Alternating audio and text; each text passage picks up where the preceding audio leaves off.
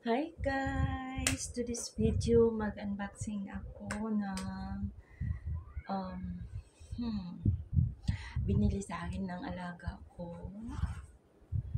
na charan! What is inside, mga lalabs?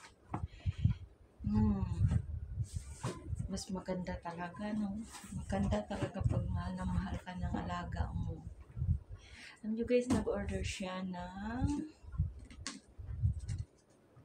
sapatos. At saka, inorderan niya rin ako. O diba? Sana all. Pasana all na lang tayo nito.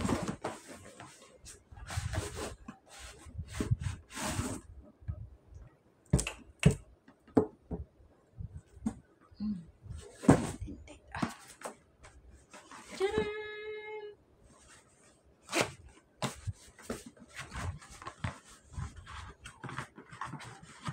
Ano niya daw sa akin to? Actually, binili niya to sa akin before ng Labor Day.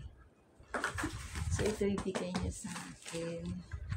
Gift niya sa akin para sa Labor Day.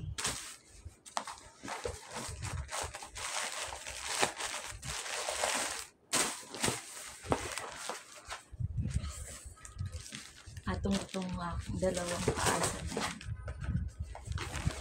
Tcharan!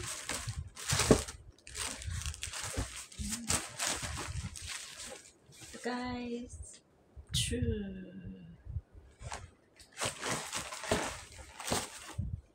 Yep.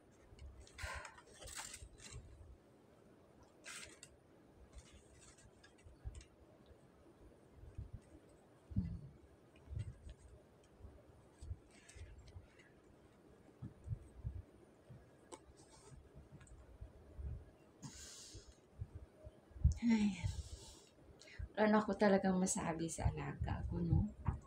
Super, super love niya si Nana. Alam niyo guys,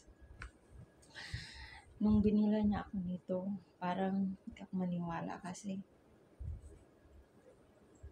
kung sa akin lang guys, hindi ko to bibilhin kasi medyo mamahal. Pero hindi naman siya mamahal, makaya na rin natin. Pero kung pag sa akin lang ha, hindi ako magbili ng ganito mga ano, kasi sapatos yung parang hindi pa magtagal.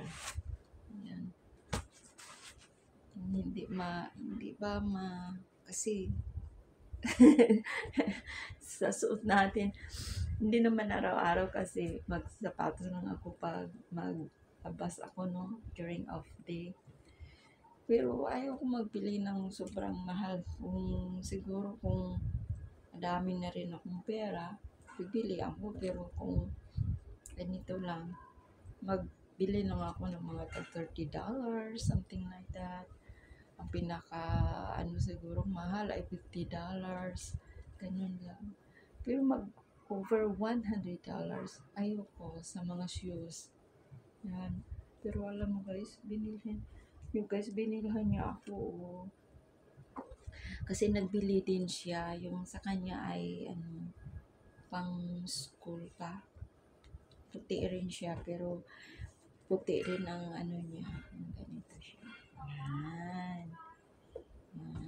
Ito lang guys ang pakita ko sa inyo. Dahil sobrang saya-saya ko nung inorderan din ako ng alaga ko nito. Diba? Kung sa akin, hindi ko mabili. Kasi over $100 to eh. Yan. So, yun lang mga plangga. Kita ko sa inyo. Tcharan! May bagong kong shoes.